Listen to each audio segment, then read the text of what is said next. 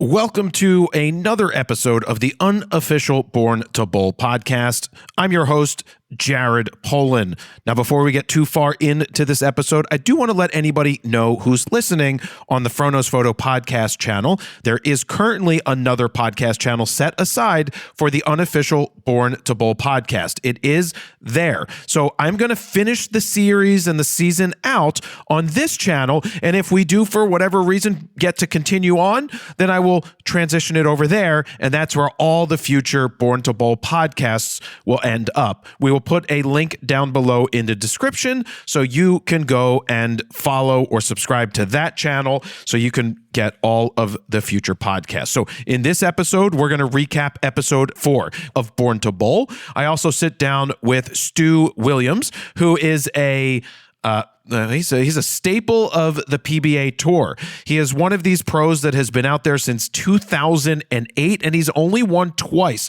which is, I guess, better than winning 0 times, but he hasn't won since 2018. But his first championship was in 2011, then it was 2018, and now he is still out there trying to make his way in the world. We'll have an interview with him at the very end of this episode, but I want to get into the recap first this week and talk about episode 4, which starts off with Australia. Actually, right before it gets to the Australia part, it starts to talk about shoes. We talk about Belmo, who has a shoe addiction. He fell down the rabbit hole of buying Nikes, and it goes into that. Now, I could tell you earlier cuts had a little bit more of the shoe discussion in there, but obviously, you know, we've got 28 minutes to work with. You have to make choices of what to cut and what stays in and what goes and what is best for storytelling. But what I found interesting, and I didn't know this until we were making the show, that bowlers used to spit on their hand and put it on the bottom of their shoe to help them stick if they were sliding too much. And if they needed more slide and they were not sliding enough, they would take ash from the cigarettes that everybody smoked at the bowling centers. It was literally, you walk into a bowling center, it was just puffs and puffs of smoke floating in the air. Lots of cigarettes. Kind of insane when you think about it. And if you're of a certain age, you then know what it was like to be in establishments like bowling centers when smoking was still allowed. I mean, through the 90s, that was still allowed, which when I say through the 90s, we're talking 35 years ago now. You know, it's just so stupid getting older. But I thought it was kind of cool to know that they used to put ash on the bottom of their shoe to help them slide. I mean, and we also saw the montage of people sliding that go over the line. Never go over the line. It is slippery. There is oil there. And here's a fun fact I learned from Simonson is that at regular bowling centers, as part of their insurance policy or something, the first 2 feet of the lane cannot be oiled. Now, when the pros are bowling, it's basically oil all the way up to the foul line. But the first 2 feet are there because a lot of people will step over the line. Over the line! That's a foul. They will step over the line and, you know, I don't know how you don't stay behind the line. I mean, the line is there. Don't cross it. When I took my niece and nephew bowling when they were like 9 or 8 or however old they were, I was like, here's the rules. However you get the ball down the lane, doesn't matter. 2 hands, 1 hand, doesn't matter. Do not cross the line. No going over this line ever. And if someone is bowling next to you, you let them go before you go. It's called lane courtesy. So we went into that. Anyway, first 2 feet, I found that to be pretty interesting that it's like a legal thing for insurance purposes that they don't put oil on the first 2 feet to really stop people from sliding. So as the episode continues, we end up in Australia with Jason Belmonte, and we get to see where he grew up. And I love seeing the old photos, and I love seeing the old footage of Belmo running to the line. He had this different approach. It wasn't as cool and as measured as he was at the beginning, or as he is now, where he would like run and just bam, throw the ball. Tons of revs, tons of speed, and that's something that is something you do when you're younger. And as you get older, you then start to, you know, slow down a little bit, not in a bad way, but you get more relaxed and more calm and more measured and more scientific and not just get up there and wing it, which works, but it only works for so long. So if you didn't listen to the episode with Jason Belmonte, where I had him on, I believe that was a couple of episodes ago, I highly recommend you listen to it because it's a really fascinating interview that dives into a lot of why his parents started a bowling center at a time when they had no bowling centers in Orange, New South Wales, Australia. Kind of crazy, 4 hours from Sydney to do that. But we get to see Belmo's home life a little bit. We get to hear from his wife. We get to see some of his shoe collection. We meet some of his kids, and you see what it's like. I mean, he has to go a long way to get back. So he drives 4 hours to Sydney. I mean, I didn't talk about this when I interviewed him, but he drives 4 hours to go from Orange, New South Wales, to Sydney to fly out. Then you've got a flight that's like 17 hours to get to, is he going to LA? And then from LA has to fly somewhere else and then has to show up on tour. I mean, that is a long way to go to do this. But he does what he needs to do to provide for his family as well as provide for himself to be a successful bowler on the PBA tour.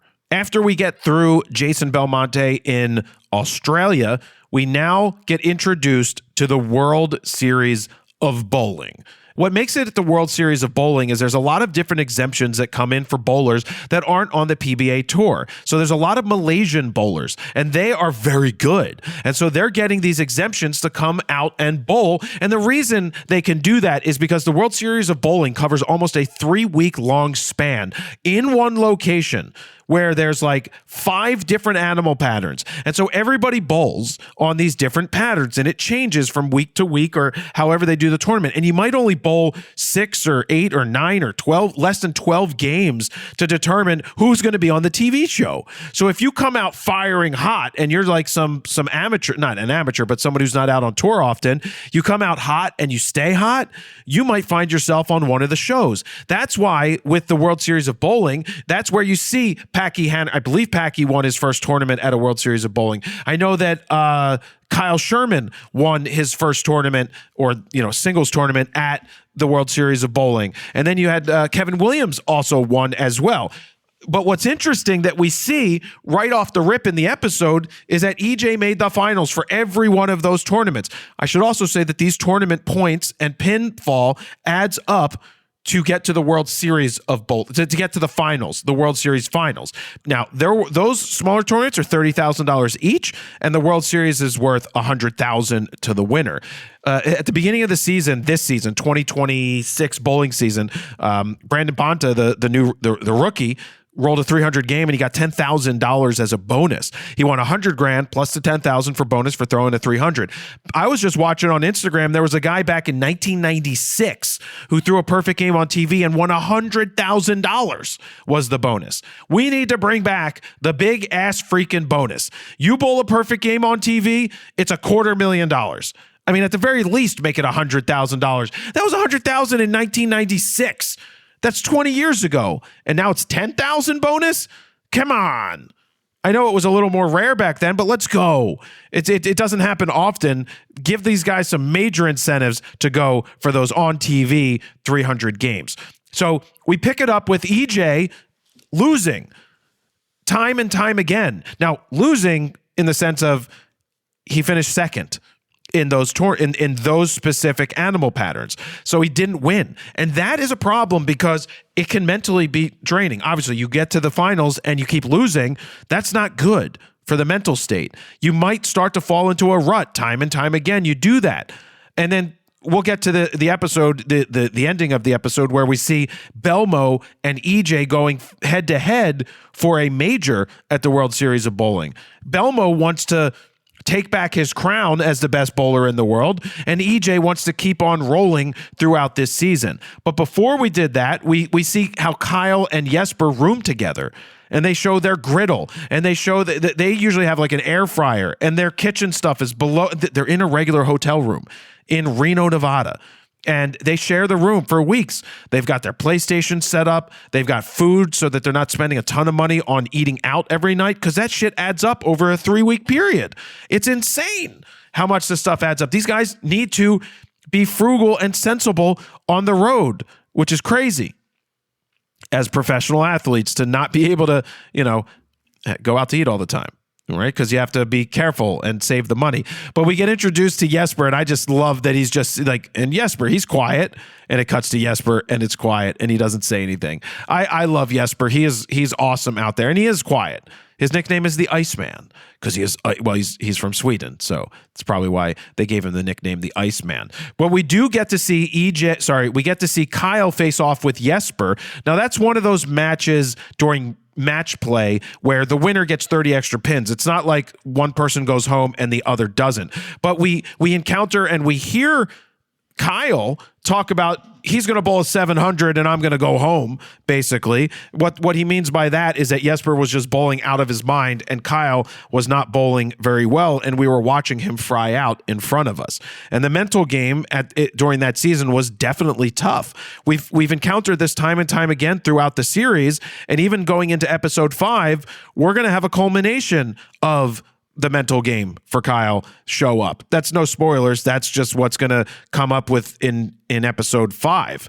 And yeah, Jesper just, beat Kyle pretty bad there to win the extra 30 bonus pins and also get further into the tournament himself by winning those games. We also hear Kyle talk about the ball splitting and being like the second time or third time this has happened. So what he means by a gash in the ball is sometimes balls can split. Sometimes they can get chunks taken out of them. Sometimes they can crack. A lot of that happens because of the machinery in the back. If it gets rubbed the wrong way on the carpet in the back that's dragging it over to the hole to return it to you, that could create an issue.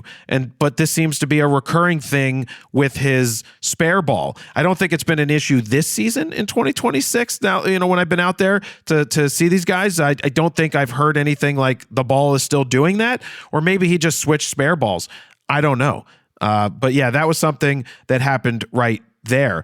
But the biggest culmination of the episode was this match between Belmo and EJ. Now, I wish we had more time to show the match before, because Belmo was in the first seed, EJ was second seed, and then Timmy Foy Jr.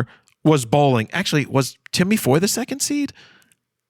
And EJ had to run the ladder a little bit? I don't recall, but I know that Tim Foy faced EJ Tackett, and Tim Foy I don't believe he's been in a major finals, and I know he hasn't won a major yet. I don't know if he's won a tournament yet, I know that. I don't think he's won a tournament yet, but that was a really awesome match. And Timmy Foy had a chance, but EJ still ended up taking him out, and it was super emotional. Now, if we, I wish I could show that footage, because you get a lot of footage when you're shooting and not everything can make it, especially when you got 28 minutes. And that was one of the times I wish we had more time to show EJ's path to get there and go through the struggles that Timmy Foy Jr. had after finishing that match. That would have been, I wish we could share that, but that's just what happens. You have to cut things and they end up on the cutting room floor, and that's just the nature of the beast. But we see the back and forth nature of this match. EJ comes out strong. Belmo's holding on. EJ throws a split in like the 4th frame or the 5th frame, and that changes the entire match. And when Belmo steps up, because an open frame is hard. An open frame can really crush your ability to come back and win. So after EJ opens, the thing that you want to do is you want to strike. You want to strike, because you start striking, you start stacking pins. They're not called points, they're called pins. For example, if you roll a turkey, so you have 2 strikes and you roll a turkey, you end up getting 30 pins in that frame. Plus, because you can go back 3 frames to add 10 to each one of those.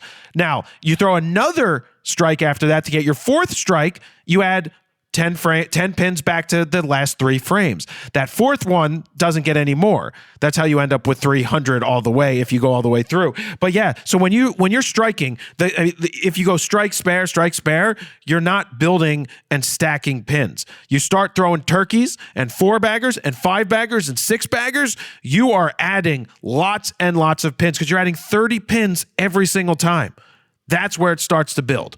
Anyway, that was a quick side note. So Belmo steps up, rolls the ball, and you can see it in slow motion. It shimmies right. It does not finish in the pocket. It starts to look like it's going to hook, and then you hear him say, "How did that ball go so straight?"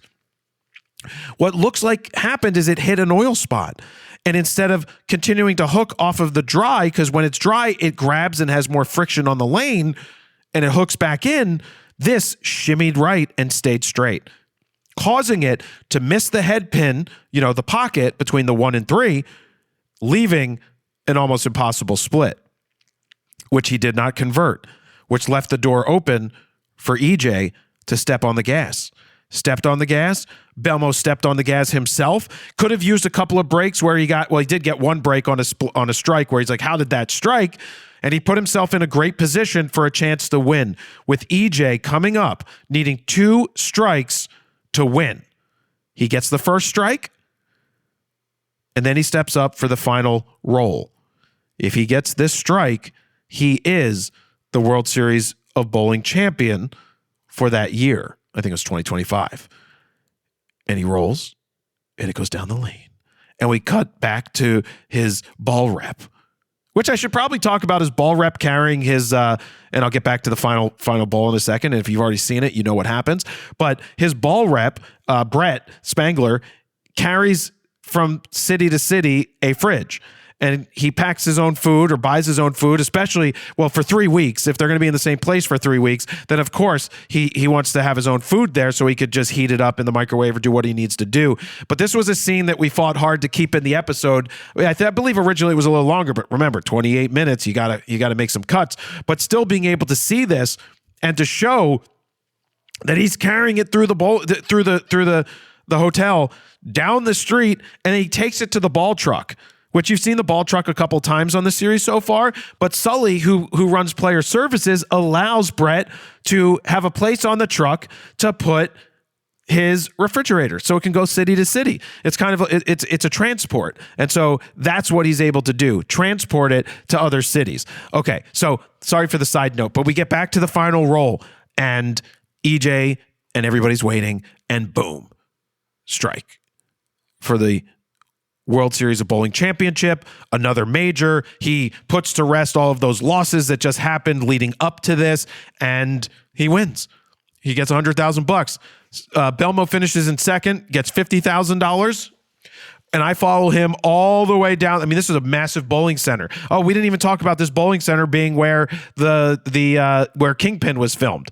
That is where Kingpin was filmed. Now, it doesn't look exactly the same because they got rid of the stadium seating that used to be up there, but it's still the same bowling center where Kingpin occurred. And side note, when Bill Murray, I think, needed to throw a turkey or 3 strikes in a row to win, he literally threw 3 strikes in the row in the movie. He did it for real. So that's awesome.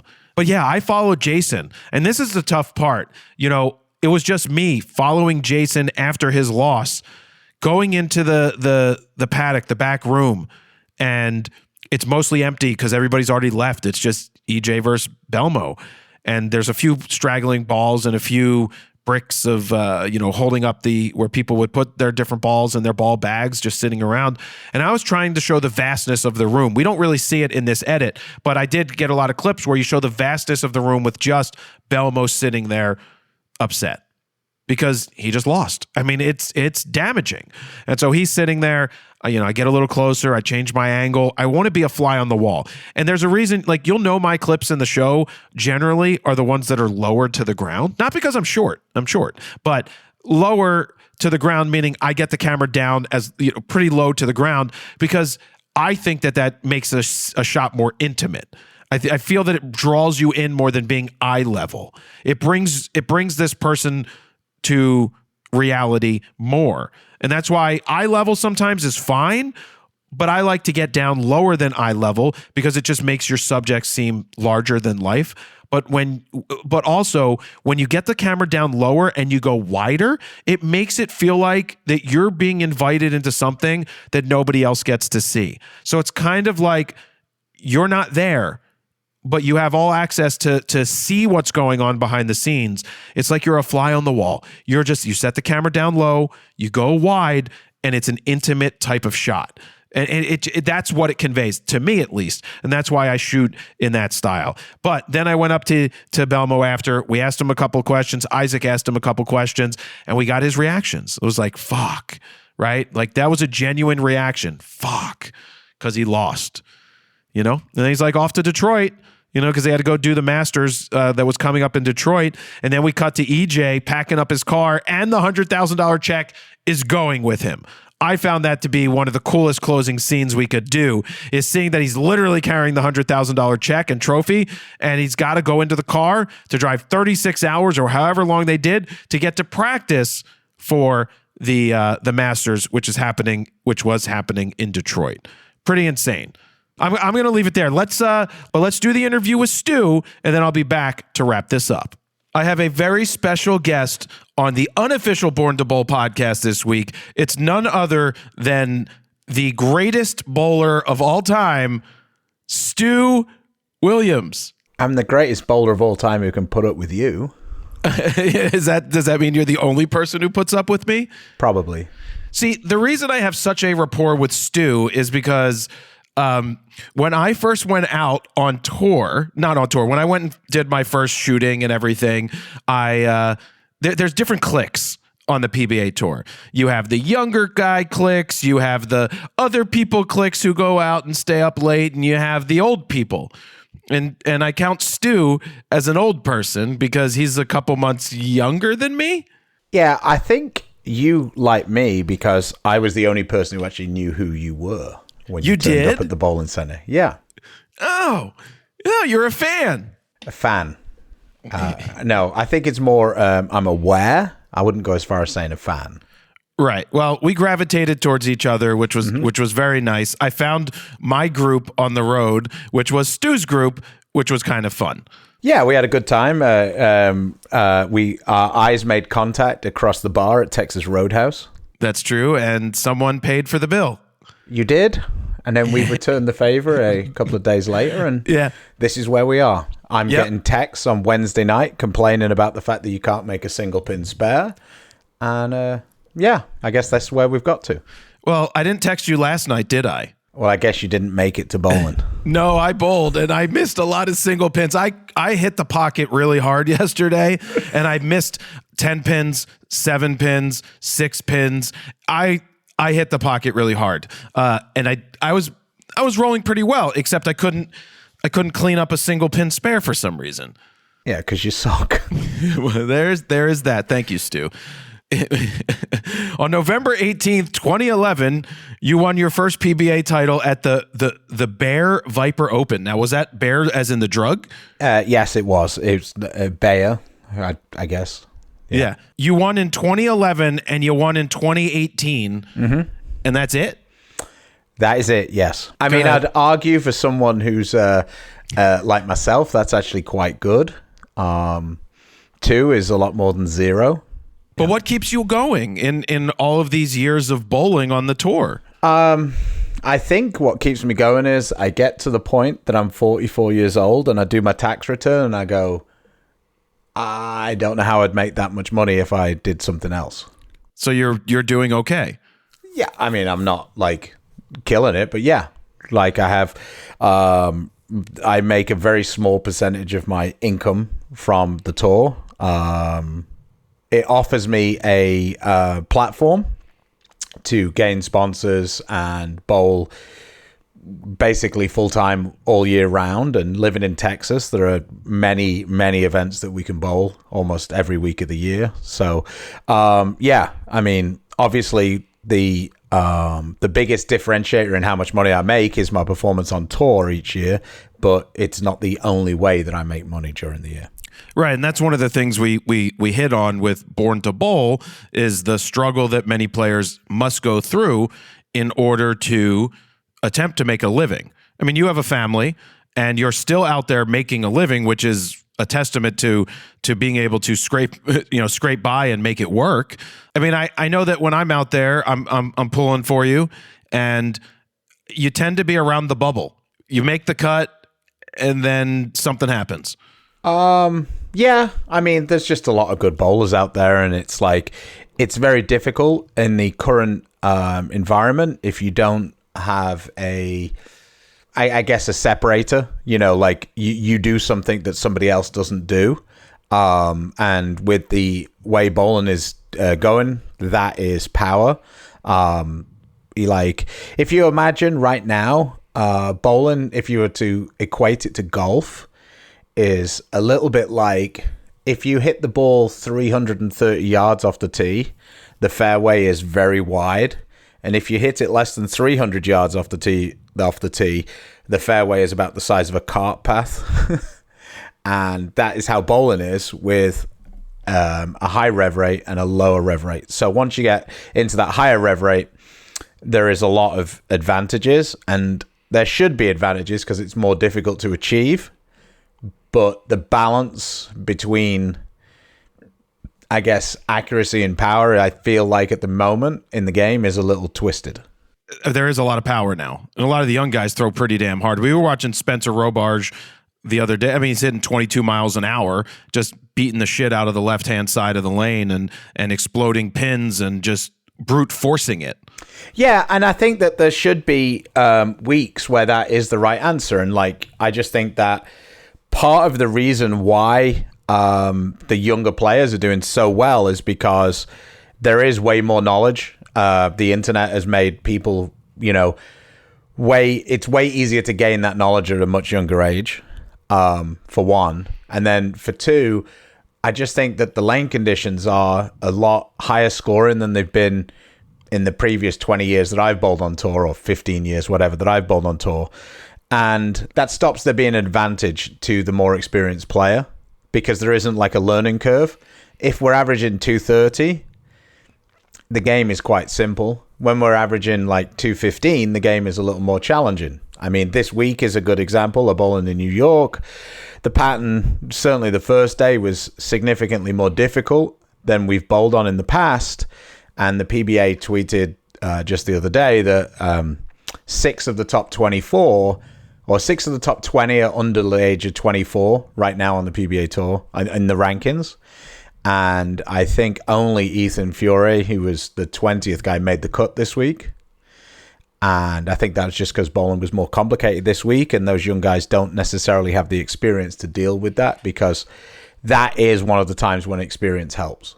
Do you think that this is a choice that the PBA is making, is to try and do higher scores versus making it more technically difficult? I don't know. I would hope so, for the simple reason that if it isn't, then they're not achieving what they're looking for on a fairly regular basis. They haven't told us that's what they're looking for, but you would have to think that, when we're having tournament after tournament where records are being broken, you would think that that's what they were aiming for, because that would be the only logical conclusion to it. And I don't think that players should be the ones who are dictating the conditions, because that's just not, like, everybody's going to vote for their own self-interest. Like, that's pretty much everything in life. I think everybody would like there to be a little bit more variety, whether that be in the scoring pace or in the type of conditions or whatever. If you were to choose something that would help you out, what would it be? I'd want the lanes to be impossible. If we bowl on something that's really difficult, spare shooting's more important, obviously, because you're going to be taking 2 shots more often, and I'm a fairly good spare shooter. And combine that with the fact that a lot of the time when the lanes are a lot lower scoring, the power isn't as dominant of a factor. So, and then also when the scores are a little lower, you need a little more patience, and some of the younger guys aren't quite as patient because they're too used to, throwing 7 or 8 strikes every game. So those games when they can only get 1 or 2 strikes become a little more frustrating to them than they do to some of the older players. On the Born to Bowl front, what were you thinking when I came out on the road and was like, I got an idea, this is what I want to do? I was excited because I felt like you were one of the first people who was from outside of the industry who showed that you actually cared about the game, the players, like trying to make things better, trying to give them give the sport a platform that wasn't traditional, so to speak. And, with being a sports fan and seeing the growth that Formula One had from basically doing nothing except having a Netflix series, I mean, I'd argue that the Netflix series actually influenced the outcome of the first season that they actually did it. They just bent the rules to have a more exciting finish. But I think overall, it brought a lot of awareness and it brought a lot of new young fans to the sport. So that was the direction I was hoping that we were going to be able to go with ours. And what have you thought so far now that you've seen most of the episodes? I've kind of enjoyed it. I think it gave a balanced look. I think some of the bowling diehards are going to be a little frustrated that, you know, some of the silly jokes that are inserted in, you know, with ball sacks, etc., etc. But overall, I think that that's just, you know, a little humor that, you know, some people have to just, I guess, swallow up. and not necessarily be so, you know, bowling is kind of a nerdy sport, like, and you just gotta like take it on the chin sometimes when, you know, you're teased a little bit. I mean, it's just it's not a bad thing. It's just, you know. I think I talked about something on one of the past episodes of the Unofficial Born to Bowl podcast where people have challenged you at the bar. Have you been challenged at the bar to a like someone's been like, I'm better than you, I could do what you guys do, and you're like, all right, let's go do it? Has that happened? Oh, 100%. Yeah. We had a guy. Me and Dom was sat at the bar watching the U.S. Open in a Twin Peaks in Indiana, and you know he was worrying that of the 37 screens that they had that were all playing the Purdue Indiana game, that the one that was in front of me and Dom at the bar had the bowling on, and yeah, he was very much like, oh, I could beat these guys. And Dom kept, because the guy was sitting to my right, Dom kept, you know, giving me the nudge, have a word with your mate here, like laughing at me. So eventually I turned to him and I was like, yeah, you don't know what the fuck you're talking about. And then we went back and forth a little bit. And Kimberly Pressler actually saved us because she came on and she was introducing the top finishers. And then we were actually on the screen, me and Dom, because we'd finished in the top, I think, 20 at the US Open that week. And of course, a bunch of the guys in the bar were like, holy shit, they're on TV. So then they started, you know, cheering. And by the end of it, the guy kind of realized that he was a moron. And he actually came to the next event we had in Indiana. He came up and he bowled the Pro-Am. And he was about as bad as you would expect a guy in a bar, who probably earlier in the day was yelling at the MLB guy that he couldn't hit the ball or, you know, whatever. All sports fans. Yeah. I mean, people think that bowling's easy, and we obviously know that it's not. And if it was so easy, everybody could do it, and you'd be striking left and right. But I also think that bowling at times doesn't realize it gets very, I guess, territorial. And, you know, any criticism of it's just like, oh, my God. And it's like, you know, players respond to people on Facebook. And I'm like, you're out of your mind. Can you imagine how many people criticize Patrick Mahomes, who's like the best quarterback in the last 10 years in the NFL? And like, oh, my God, he's washed up. He needs to go home. Do you think Patrick Mahomes is going on Facebook going, no, I'm not? Like, I just think that, you know, once you gain some sort of traction and you're in the mainstream, you're going to be open to criticism. And I think people, you know, have a little bit thin skin in bowling. So if you were to, they would, if the PBA came to you and was like, Stu, we want you to design next season, 27. Yeah. What changes? What changes are you making to the tour? You have a budget, so you can make it happen. What are you doing to make the tour better for the future? I think that this is a really interesting question, because I always feel like when you're involved in something, it's a bit like, are you aware of like Sunday Ticket, the NFL product? Yeah. Well, I feel like the people who just watch bowling are like watching the CBS broadcast, and then the players have more information. So they're like watching the Sunday Ticket, you know, they get to see all the games. And then like the people like Tom Clark and, you know, the people above him, they like get the coaches film, so they see all of the angles. And I think that's what's really difficult for us as players, because, you know, there are things that we would love to see happen, but they're never going to happen because that's just not realistic. So if we're going to do it where it's like I was designing it and everything was perfect, like, and we could do whatever we wanted, is that how we want to take this? Yeah, go for it. And then we could hit back with realistic after, but go pie in the sky. I mean, what I would like to see is I'd like to see the majors split across the year a little bit more. So maybe we'd have a couple of majors earlier on in the season, and then we'd have maybe a couple in the back end of the year, and then depending on how schedules were, we might have one in the summer.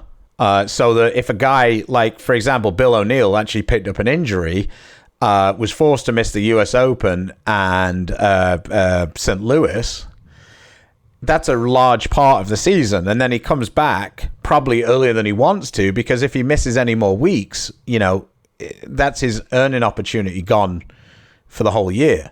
So he's playing at probably 70% right now.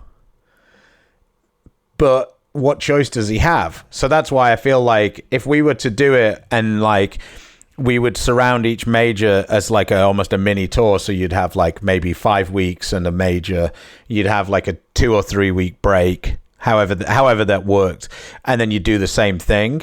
I think that would be something where the players were able to miss some of the events, because, you know, you can play all the events if you want to, but like, you know, golf has 35, 40 tournaments a year. The best players aren't playing all of those events. You can pick and choose a little bit. You know, if they go to somewhere where you just historically haven't done very well, you can skip that event if you want to. Whereas right now, with only having, you know, 12 or 15 events, and like some of those events being like, you know, the World Series, where it's like kind of on top of each other, and we're going on in one bowling center, and like that's a third of the season almost. You know, if you don't like that bowling center, that's a really big hit on your financial ability. So having those events across the year, I think, would be the first big step that I would like to see. And I understand that that's a little difficult with television. You know, TV doesn't necessarily want us at certain times of the year and whatever. But that would be the first thing I think the players would love to see, where we'd be able to bowl like the PBA Tour like year round, rather than it just be like the first 4 months of the year and then we're done, basically. Yeah, that's definitely tough. Any rule changes? In regards to what? Like playing conditions? What? Like, yeah, I mean, like lane conditions, oil patterns, eligibility, equipment. I mean, I think that I would, you know, in the perfect world, I'd like to see us go to places that had bigger bowling centers, because a lot of the issues come from us. And I want to preface this by, I think the PBA understands this. I don't think this is like they're just totally ignoring this and they'll do whatever they want. I think that this is a difficult scenario, but when we have the multiple squads, it just causes no end of like pain. It's like a pain in the ass when we have the multiple squads, because when they're oiling the lanes, like squad to squad, it's not necessarily very easy to make them the same. Like the players, like which group of players, it's like, how do you split those players up, you know? And you have one squad that's stronger than the other squad or weaker than the other squad or whatever. That causes a lot of heartache. So, you know, in my perfect world, we'd be able to have like fields of, 100 players or more bowling, and everybody would be bowling at the same time. I mean, ideally, I know what I would change. My biggest thing is, like, I care about dinner. I care about lunch. I also care about how these bowlers have no opportunity to have lunch and dinner at a reasonable time.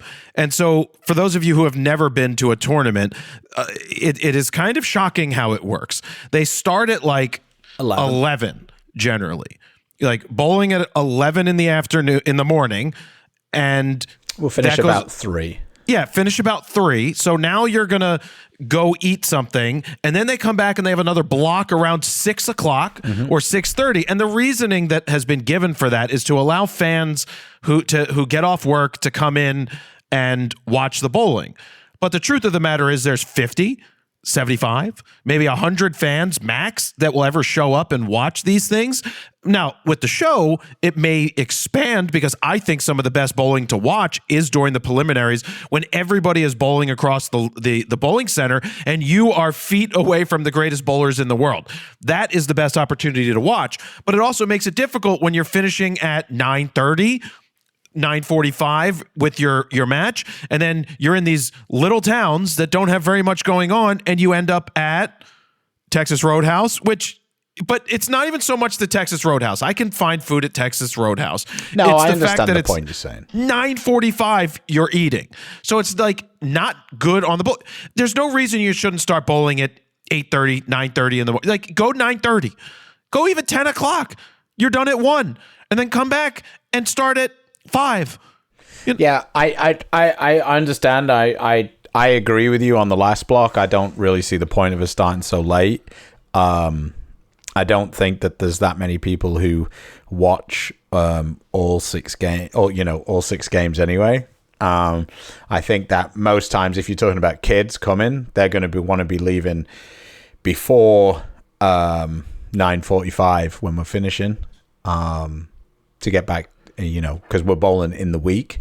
I think that also, I don't know how we can do it, but we need to have and it's a bit like, and I understand this is going to sound a little bit like, we need more sponsors, and give no context of how you get more sponsors. That's like just the most ignorant thing people say. Oh, we just need more sponsors, as if they're just going to come. But I feel like we need a better environment in the bowling center, like more things for people to do while they're watching. Because I feel like bowling's biggest problem, from my eyes anyway, in professional bowling, is nobody actually cares who wins.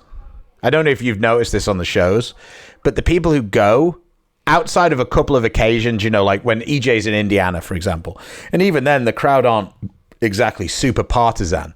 They just don't necessarily care who wins. They're just like, yay, a strike, go bowling. Well, see, that's one of the things I would love to change is the rooting, the applause meter, basically. When a strike happens, cheer. When a thing happens, go ooh or ah. And I just want natural reactions at a sporting event. Well, I just think the problem is that most sporting events, like basically all sporting events, people actually have a rooting interest. They actually care who wins. In bowling, nobody really cares who wins. Like outside of the players' families. Well, the one time at the Masters, we heard a little outburst from one of the players' friends who was like, yes, when someone missed a strike. Yeah, and that, I don't, people, again, another thing where people get like super like butthurt, like when people cheer against them. It's like, who cares? Like, it's real sport. Like when Liverpool go and they play Manchester United, and we play at Old Trafford, Manchester United's home ground. When Liverpool score, they're screaming obscenities at the Liverpool players. They'll be booing, whatever. Like there's like 500 people in the stadium from Liverpool fans. They're going crazy. They're super happy. I just don't know why people can't grasp the concept that like if I'm bowling against EJ in Indiana and I get lucky, it's okay for the crowd to abuse me. It's okay. Like, you want your guy to win, I got a lucky break. That's okay. Like, it's not a big deal. Like, I'd love it if the crowd was way more partisan and they cared. But it's just nobody seems to care who wins. They just I a lot of the time, the people who go are almost observers rather than fans. We might hopefully change that. And with the show, maybe. Hopefully, you have a rooting interest. I mean, there's going to be people that love Simo, and there's going to be people that don't love Simo. There's people that love Belmo and don't love Belmo, right? And so it's just tougher in those environments because I guarantee you they would probably remove someone from the crowd if they were saying something. Yeah, well, they probably would because the player would probably complain about it rather than just getting on with life. Are you calling the players in the PBA soft, Stu? Yeah. Yeah, you want to go into that a little more? No, I just think just in general, people are just, they just take everything way too personally. Yeah. Like, like we don't have to, we don't have to bro hug it out every time we finish a match. True. Yeah, it's just disingenuous at best. Yeah, no, I like realness. You know that. I like it raw. I like it to be that way. And when you see the guys that just compete, yeah, it's great. You compete against each other and you're disappointed when you lose. It's always tough to congratulate the other team when you lose. There's a big difference between shaking the guy's hand and going, nice job, and to need like a hug every time. I hope that there's changes. And from an outsider who also gets to see inside, like me, I've seen many facets of the PBA over the past 4 years. And I just think it's one of the most inviting situations for a spectator to ever go and watch professionals do something. Yeah. I think that as players, we give way more access to fans than almost any other sport. The players are super accommodating. Like, even when players are like really frustrated, I've never seen a situation where the player hasn't, like, if you ask the player right at the wrong time, most times, the player will be like, yeah, I just need a minute. And you go in the paddock and you'll get kind of annoyed. One of the things you mentioned are like the fans coming out. And I know that at the TOC, there's always the school buses come rolling in for one of the blocks. And they put on a rooting interest. They put on T-shirts with players' names on. They put on wigs for Kyle Troop. I mean, that's always fun. Yeah, absolutely. I mean, sometimes they don't necessarily... I don't know that all of those kids are 100% always the fan of the one bowler that they've got, because it's kind of a class thing. Each class picks a team, but yeah, it's cool. It's definitely something different. And, Chris Lowshetter is from that area. Or he'd lived in that area, and a bunch of the kids, whenever he was bowling, like probably like 5 or 6 years ago, the kids were super into his team. Like, all of the kids on his team were screaming every time he would strike and really into it. So that was like a authentic cheering, so to speak. Yeah, and with the TOC coming up, that is one of the events where you are super close to the pros. There is not a lot of room, one, for me to film anything because it's super small and super tight in there, but it's also one of the most famous houses that you guys still have to bowl at, correct? Yeah, when we bowl up in Fairlawn, that's the one where they have the sign by the entrance, through this door walks the greatest bowlers in the world. And then I walk through the door, so it got to be true. Yeah, your sign should say, through this door walks fans of the greatest bowlers in the world. Oh, got it. So, yeah, Akron, Fairlawn, Akron. Fairlawn is like a tiny little piece just off the, the outskirts of Akron. But, the bowling center has changed ownership a couple of times, through the changes, but it's always been like, for the majority of time, the home of the TOC.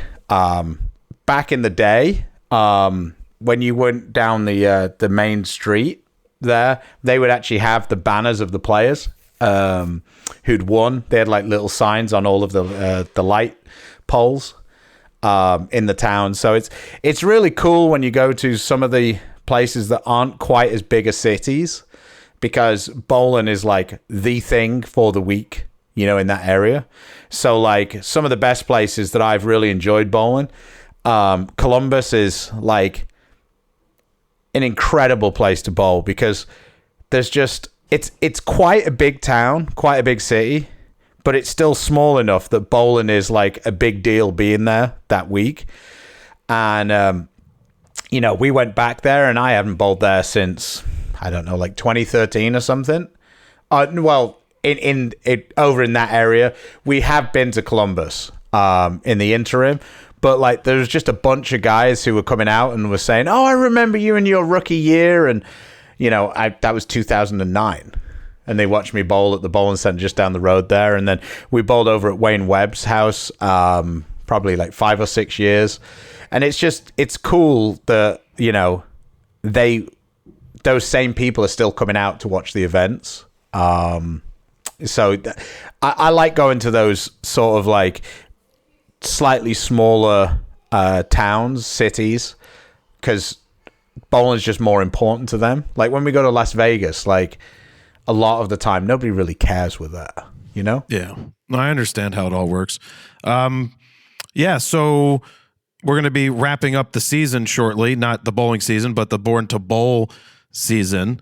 Do you have a rating? Have you, I mean, I know I hear from you from time to time. You can give it a rating from 1 to 10. What would you give it so far? I thought that the first episode set the table pretty nicely. Are we going out of 10 or are we going out of 5? Like what we doing? No, let's do 10. So it's expanded. Okay. So like I thought that the first episode was probably like a 7. Like I thought it was good. It like set, I think most people liked episode 2. Like, you know, it showed kind of the raw, unfiltered abuse that the ball reps receive from the players, rightly or wrongly.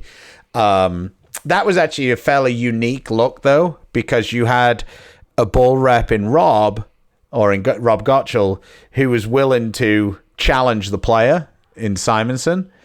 And you saw how, you know, I mean, I think that Simo came across to some people as like, that was real. And to some people, he came across as being a little bitch because he was screaming at the bull rep, and the minute the bull rep said something back to him, he lost his mind. And it's like that's an interesting back and forth relationship between the bull reps and the players.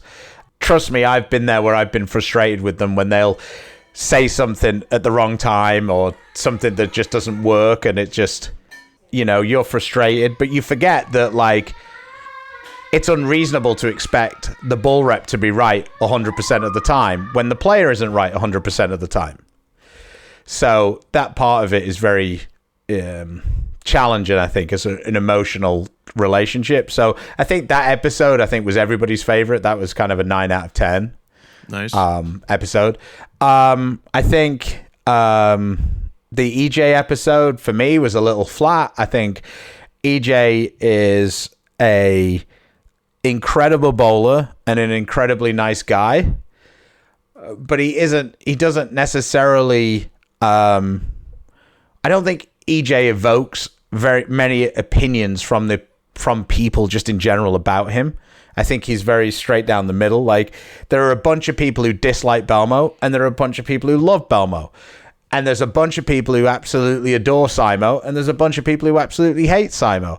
And I think EJ has way less people who dislike him, and he probably has less people who really, like, you know, are obsessed by him. And that means that, like, the episode is not as much of an emotional roller coaster. It's much more, you know, flat. Yeah. And that's not necessarily to criticize EJ. That's just kind of his personality. He's like, he's better than everybody else at the minute, but he isn't, you know, he's not necessarily in people's faces so much. You know, Belmo was quite happy to tell people that he was better than they were.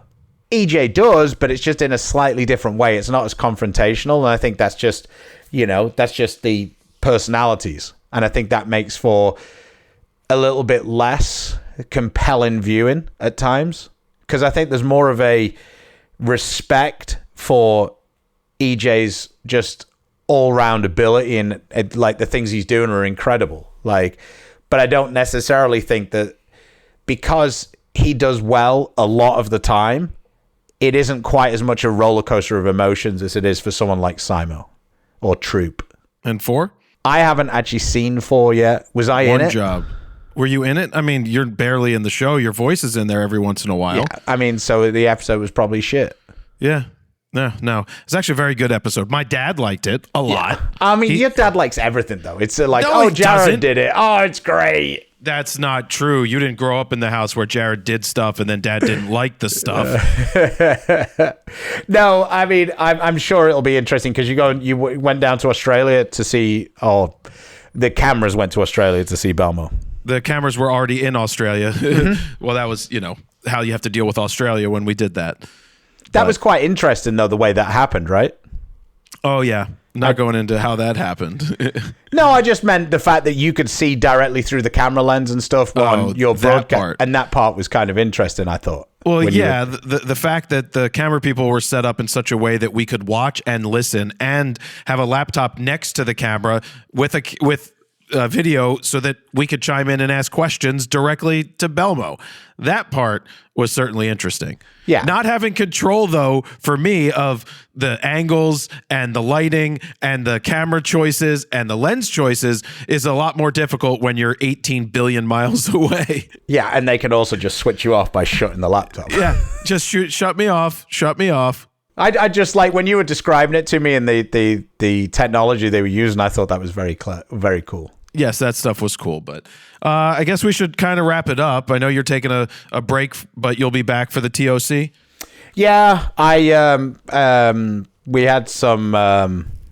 It's been a long trip so far, and it hasn't necessarily been super successful. And as you could see during this episode, dealing with Brady at times is, it's pretty challenging.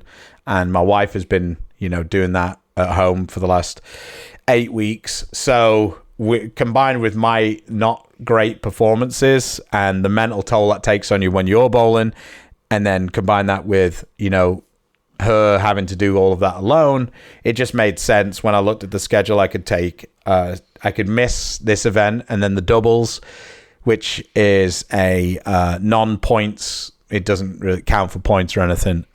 Could miss that event, and I got a 17-day break. That seemed like that was probably for the best. And then historically, I've done pretty well in Fairlawn at the TOC. So I just felt like that was, that gives me the best opportunity to prepare for that and, and be ready to go, when I get set for that. Well, we appreciate you coming on. Maybe you'll actually catch up on finishing the series when you can. Yeah. Well, I've been watching it with my wife. We'll probably watch it next Monday. We'll watch the 2 episodes because 30 minutes goes by pretty quickly. It does go by quickly. So anyway, Stu, thank you for coming on today on the Unofficial Born to Bowl podcast. Quickly, I just wanted to thank you personally for believing in bowling and trying your best. I know that was a long process, and I know that you don't necessarily get as much of the credit as you deserve for making that show happen. So for all of your loyal listeners, just understand that Jared put a lot of sweat equity into making that happen. And he also faced a lot of road barriers from people who should have been helping him to get it where it got to. So while we'd love it to be longer and we'd love it to be more episodes and everything else, the fact that Jared was able to get that from nothing to something on HBO is a testament to his grit, determination, and the fact that he's a nerd just like the rest of us and loves bowling. There you go. I'll take it. Thank you, Stu. If you are interested in bowling, check out the Beef and Barnsey podcast. That's with me and Chris Barnes. Yes, I'll put it in the show notes to check out Beef and Barnes, where you can listen to Stu and Chris Barnes, the professor, or whatever the hell they call him. Yeah. And there you have it, guys. That was Stu Williams coming on. Thank you for coming on, Stu. Always nice to have conversations with Stu because, yeah, I did fall into the clique with him. Yeah, we became friends. And he's also the person I call whenever I have questions about the PBA or questions about bowling. I get on the phone with Stu because he always generally has the answers quickly. If I need to get in touch with somebody, he's got their number. If I have a question, he's got answers. So that is basically it there. There is one more episode in this season, and that's episode 5, which will air on Monday on HBO and HBO Max. I hope you have enjoyed this so far. I hope you've enjoyed this series. I've enjoyed it. I think the reception has been tremendous. I think we couldn't have asked for anything better. Bowlers like it. Non-bowlers like it. The biggest complaint, it's too short. Nothing we can do about that. It's better to be too short than too long and lose people's interests. So that's it, guys. Thank you very much for listening to the Unofficial Born to Bowl podcast. I'm Jared Polin. We'll see you.